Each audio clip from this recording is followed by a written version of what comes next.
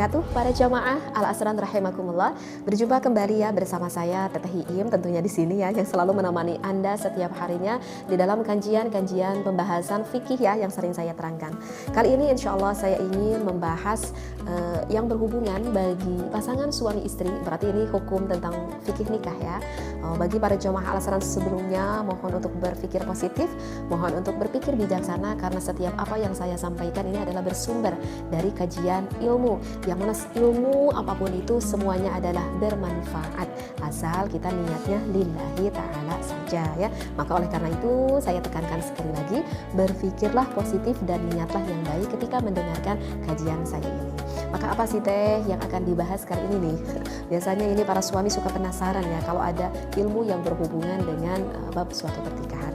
Tetapi sebelum itu saya ingin mengajak dulu nih kepada para jamaah Al-Asran, jangan lupa ya ikuti live streaming aku di TikTok Al-Asran setiap jam 9 malamnya. Baik, bismillahirrahmanirrahim. Bismillah walhamdulillah wassalatu wassalamu ala rasulillah. Arba'u tara'iqa. Di sini tuh ada 4 metode. 4 metode apa sih? Di sini ada 4 metode li itharati syahwati zaujati. Sang suami bagaimana sih ingin merangsang syahwat istrinya tersebut, wa faydaniha, sampai istrinya tersebut banjir ya kali ya. Sampai istrinya misalkan banjir deh lah, seperti itu ya bahasanya ya. Bilma'il hafifi, dengan air yang cukup banyak, ataupun bisa dimaknai air nutfah yang cukup banyak, ataupun bisa dimaknai juga dengan air nutfahnya yang bisa dikatakan keluarnya itu tidak hanya cukup 1 kali, mungkin berkali-kali.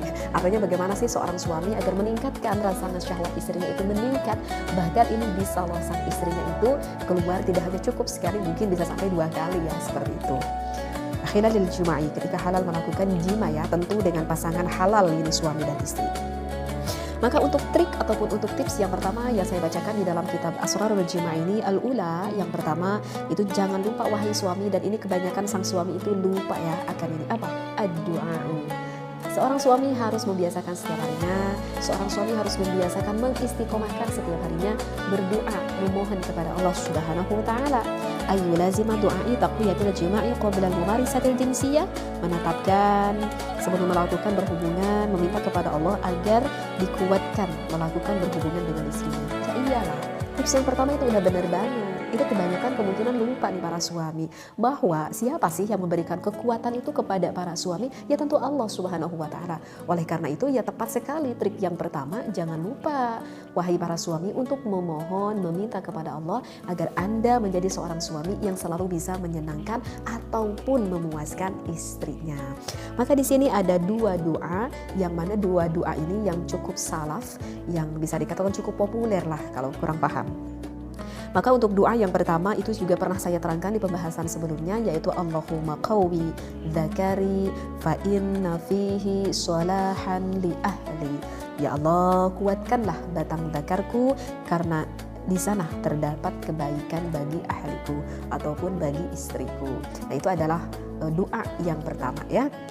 Ataupun bisa kalau kita tidak berdoa dengan doa yang tersebut, ini ada pilihan doa yang kedua, yaitu Allahumma syuddali, ya Allah kuatkanlah untukku aslah, uratnya. Jadi urat apa ya? Urat itu urat batang milik suamiku, milik suaminya.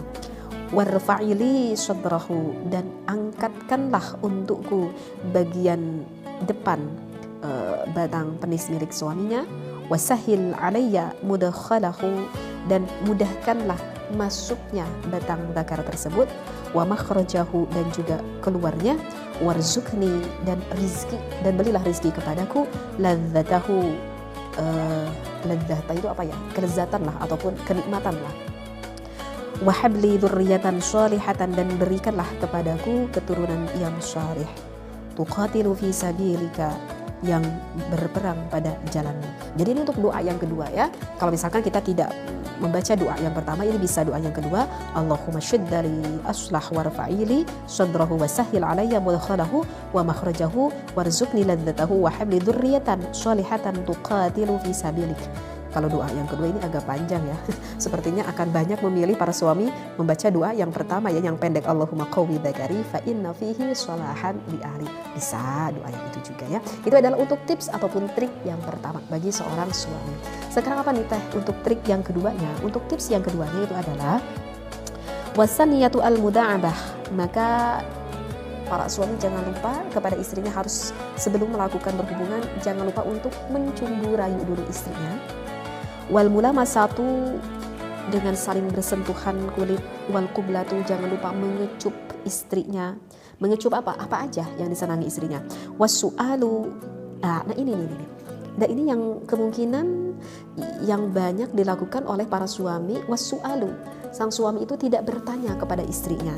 Minaz zaujati anil a'dha'il mansyudati, harus bertanya kepada istrinya dari anggota tubuh manakah yang diharapkan oleh istrinya.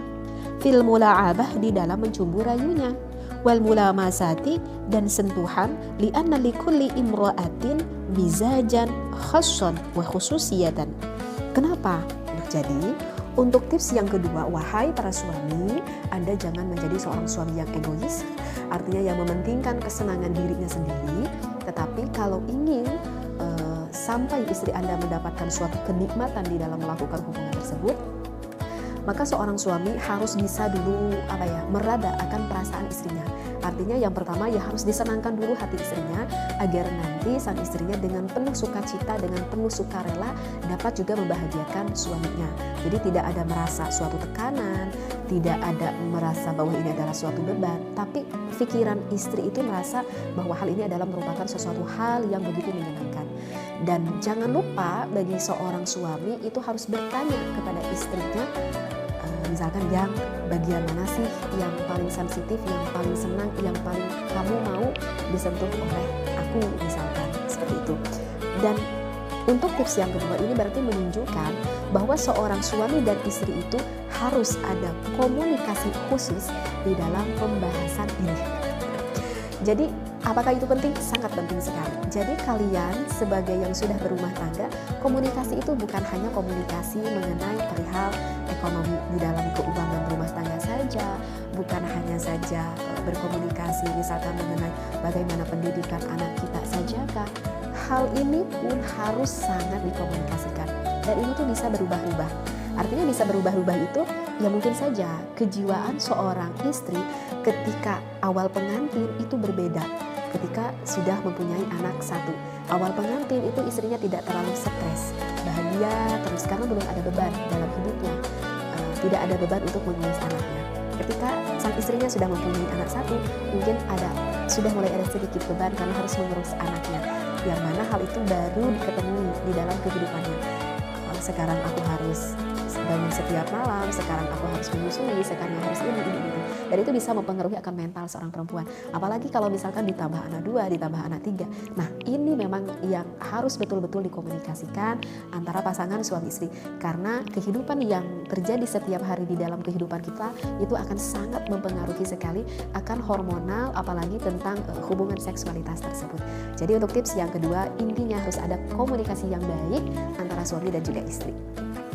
Wasali satu, dan untuk yang ketiganya, al-jima'u wa idkhal al-dzakari ila farji zaujatihi, melakukan berhubungan, memasukkan hasyafah kepada farji sang istrinya, ma'a mura'atil asalibi, serta menjaga gaya melakukan berhubungan, wal mubuli, dan cenderung al-marhuyati, yang disenangi min bainihima, antara suami dan juga istri.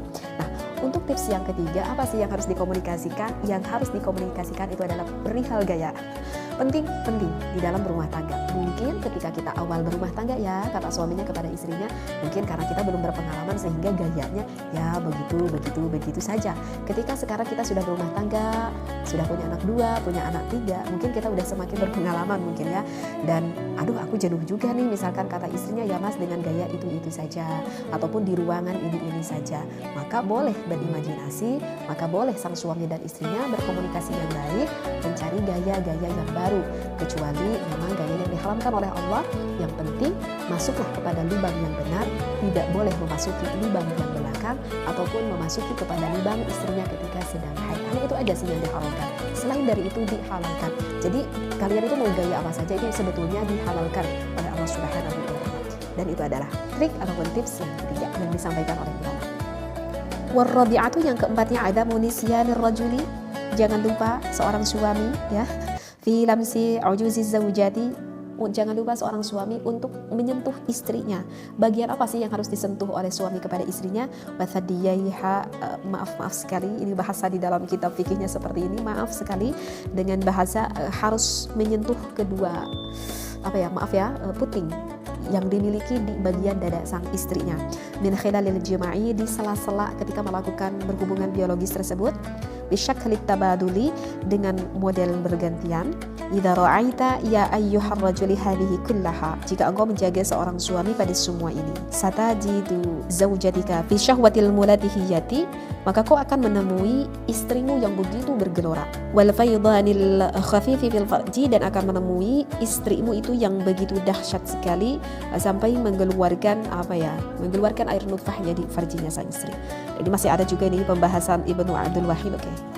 Jadi intinya begini nih, untuk yang keempat, jangan lupa bagi seorang suami ketika melakukan hubungan biologis tersebut, jangan sampai sang suami melupakan pada bagian dadanya dan juga pada bagian bokong yang dimiliki oleh istrinya. Karena apa? Karena memang maaf banget bahasa di dalam referensi kita, karena di bagian puting yang dimiliki oleh istri tersebut itu sangat besar sekali rangsangannya di sana. Karena memang banyak sekali syaraf-syaraf yang tersimpan di sana.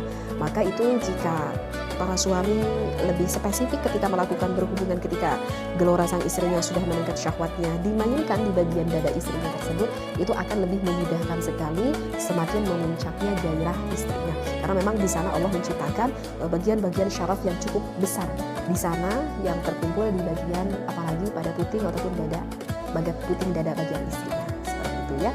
Jadi ini adalah ada 4 trik ataupun ada 4 tips yang saya bacakan di dalam Asrarul Jima bagi seorang suami yang ingin sekali menyenangkan istrinya, sehingga ketika sudah melakukan berhubungan dengan sang suaminya, sang istrinya tidak akan mengalami kekecewaan dikarenakan kecewa karena apa ya, misal dikarenakan sang istrinya itu tidak sampai inzal, istrinya itu tidak sampai keluar menuju kepada puncak kenikmatan tersebut. Oleh itu, ini adalah ilmu yang khusus sebetulnya bagi seorang suami yang diperuntukkan bagi yang ingin menyenangkan istrinya.